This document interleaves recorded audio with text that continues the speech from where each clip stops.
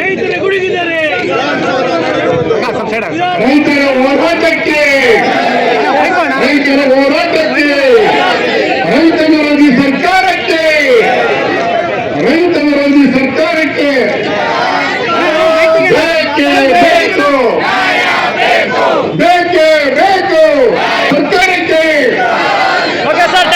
ನಿನ್ನೆ ರಾತ್ರಿಯಲ್ಲೂ ಕೂಡ ಸುಮಾರು 1:30 ತನಕನೂ ನಾನು ಇದರಲ್ಲಿ ಭಾಗವಹಿಸಿ ಹೋಗಿರುವಂಥದ್ದು.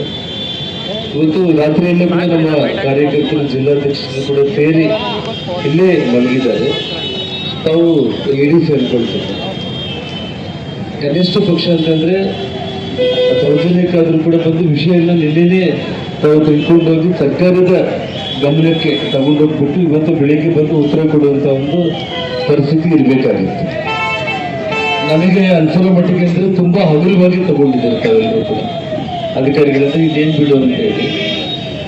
ಏನಿದ್ರು ಕೂಡ ಕಾಂಗ್ರೆಸ್ ಅವ್ರ ನಾಟಕ ಇನ್ನ 1.5 ವರ್ಷ ಅಷ್ಟೇ. ನಾನು ಹೇಳ್ತಾ ಇರೋದಂದ್ರೆ ಭಗವಂತ ಅಧಿಕಾರ ಕೊಟ್ಟಿರುವಂತ ಸಮಯದಲ್ಲಿ ಈ ಕ್ಷಣದಲ್ಲಾದ್ರೂ ಕೂಡ ಜನ ನಮಗೇನು ಆಶೀರ್ವಾದ ಮಾಡಿ ಅಧಿಕಾರ ಕೊಟ್ಟಿದ್ದಾರೆ, ಜನರಿಗೆ ನಾವೇನಾದ್ರೂ ಒಂದಿಷ್ಟು ಒಳ್ಳೆಯದನ್ನ ಮಾಡಬೇಕು ಅನ್ನೋಂಥ ಯೋಚನೆ ಇರಬೇಕಾಗಿತ್ತು. ಮತ್ತು ಯಾಕೆ ಭಾರತೀಯ ಜನತಾ ಪಕ್ಷದವರು ಇಲ್ಲಿ ಸ್ಟ್ರೈಕ್ ಮಾಡ್ತಾ ಇದ್ದಾರೆ, ಹೋರಾಟ ಮಾಡ್ತಾ ಇದ್ದಾರೆ ಅಂತಲೂ ತಿಳ್ಕೋಬೇಕಾಗಿತ್ತು. ಬಟ್ ಆ ಪ್ರಯತ್ನ ಕೂಡ ಯಾರು ಕೂಡ ತಾವು ಮಾಡಿಲ್ಲ ಅನ್ನೋದು ನನ್ನ ಗಮನಕ್ಕೆ ಬಂದಿದೆ. ಇವತ್ತು ವರದಿ ವಿಷಯದಲ್ಲಾಗಿರ್ಬೋದು, ಪರಿಹಾರ ಘೋಷಣೆ ಮಾಡಿದ್ರೆ ಜಿಲ್ಲಾಧಿಕಾರಿಗಳಿಗೆ ನಿಮಗೇನು ಅಧಿಕಾರ ಇರಲ್ಲ. ಯಾಕಂದ್ರೆ ನಾವು ಅಧಿಕಾರ ಮಾಡಿರೋ ಕಾರಣ ಅವ್ರಿಗೆ ಅಧಿಕಾರ ಇರಲ್ಲ. ಏನಿದ್ರು ಕೂಡ ಸರ್ಕಾರ ರಾಜ್ಯದ ಮುಖ್ಯಮಂತ್ರಿಗಳೇ ಘೋಷಣೆ ಮಾಡಬೇಕು.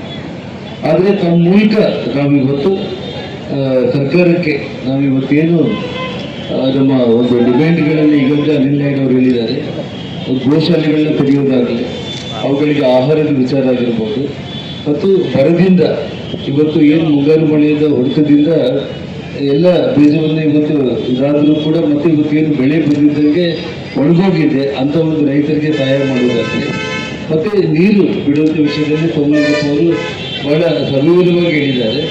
ಆ ವಿಚಾರ ಯಾಕಂದ್ರೆ ಇವತ್ತಿಗೆ 51 TMC ಕ್ರಾಸ್ ಆಗಿದೆ. ದಿನ 6-7 TMC ನೀರು ಇನ್ಫ್ಲೋ ಬರ್ತಾನೆ ಇದೆ.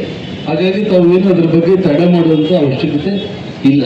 ಯಾಕಂದ್ರೆ ನಮ್ಮ ಕಣ್ಮುಂದೆನೇ ಕಾಣಿಸ್ತಾ ಇದೆ. ಮಲೆನಾಡು ಆಗಿರ್ಬೋದು, ನಮ್ಮ ವೆಸ್ಟರ್ನ್ ಘಾಟ್ ಏರಿಯಾದಲ್ಲಿ ಉಳಿದಿದ್ದ ಕಡೆ ಯಾವ ರೀತಿ ಮಳೆ ಬರ್ತಾ ಇದೆ, ತುಂಬಾ ದೊಡ್ಡ ಪ್ರಮಾಣದಲ್ಲಿ ಇವತ್ತು ನಮಗೆ ಒಳಹರಿವನ್ನಾಗಿದೆ. ಅದನ್ನು ಆಧಾರ ಮಾಡಿಕೊಂಡು ತಕ್ಷಣ ನೀರು ಬಿಡೋದಕ್ಕೆ ಕೂಡ ತಮಗೇನು ತೊಂದರೆ ಕೂಡ ಇಲ್ಲ.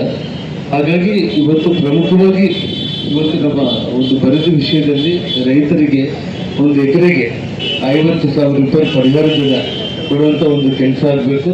ಮತ್ತು ತಕ್ಷಣ ನೀರನ್ನ ಎಲ್ಲ ಕಾಲುವೆಗಳಿಗೂ ಕೂಡ ನೀರನ್ನು ಬಿಡೋದ್ರ ಮೂಲಕ ರೈತರಿಗೆ ಇವತ್ತು ಸಹಾಯ ಅಂತ ಚಾಚಬೇಕು. ಜೊತೆಗೆ ಯಾವುದೇ ಒಂದು ವಿಷಯದಲ್ಲೂ ಕೂಡ ಹಿಂದೆ ಮುಂದೆ ನೋಡ್ದೇನೆ ತಕ್ಷಣ ನಾವು ಇವತ್ತೇ ನಮ್ಮ ಸಂಬಂಧಪಟ್ಟ ಮಂತ್ರಿಗಳು, ಮುಖ್ಯಮಂತ್ರಿಗಳಿಗೆ ತಿಳಿಸಿ ಸಂಜೆ ಒಳಗಡೆ ಅದಕ್ಕೆ ಸಂಬಂಧಪಟ್ಟ ಒಂದು ಘೋಷಣೆಯಿಂದ ತಾವು ಮಾಡೋ ಪ್ರಯತ್ನ ಮಾಡಿ. ಇಲ್ಲ ಅಂತಂದ್ರೆ ಇವತ್ತು ನಾವಿಲ್ಲಿ ಧರಣಿ ಮಾಡ್ತಾ ಇರುವಂಥದ್ದು ಪಕ್ಷದ ಪ್ರಮುಖ ಪದಾಧಿಕಾರಿಗಳು ಮಾತ್ರ ಇವತ್ತು ನಾವಿಲ್ಲಿರುವಂಥದ್ದು. ಇವತ್ತು ಇಡೀ ಪಕ್ಷದ ಕಾರ್ಯಕರ್ತರು ಬಂದ್ರೆ ನಿಮ್ಮ ಕೈಲಿ ಅರ್ಥ ಇದ್ದಿಲ್ಲ. ನಿಮಗೆ ಯಾವುದೇ ಕಾರಣಕ್ಕೂ ನೀವು ಅಟ್ಲೀಸ್ಟ್ ಇನ್ನೊಂದು 10 ಜಿಲ್ಲೆಗಳಿಂದ ಪೊಲೀಸರನ್ನ ಕರೆಸ್ಕೊಡುವಂಥ ಒಂದು ಸ್ಥಿತಿ ಬರುತ್ತೆ ಇರುತ್ತೆ. ಇವತ್ತು ನಾವು ಪ್ರಮುಖ ಕಾರ್ಯಕರ್ತರು ಮಾತ್ರ ಸಾಂಕೇತಿಕವಾಗಿ ಶಾಂತಿಯುತವಾಗಿ ಅಹೋರಾತ್ರಿ ಧರಣಿಯನ್ನು ಮಾಡಿದ್ದೀವಿ. ಇವತ್ತು ನಮ್ಮ ಮನವಿಯನ್ನು ನಮ್ಮ ಜಿಲ್ಲಾಧ್ಯಕ್ಷರು ಅನಿಲ್ ನಾಯ್ಡು ಅವರು ಏನು ರೆಡಿ ಮಾಡಿದ್ದಾರೆ ಅದನ್ನು ನಾವು ತಮ್ಮ ಕೈಯಲ್ಲಿ ನಾವು ಇವತ್ತು ಕೊಡ್ತೀವಿ.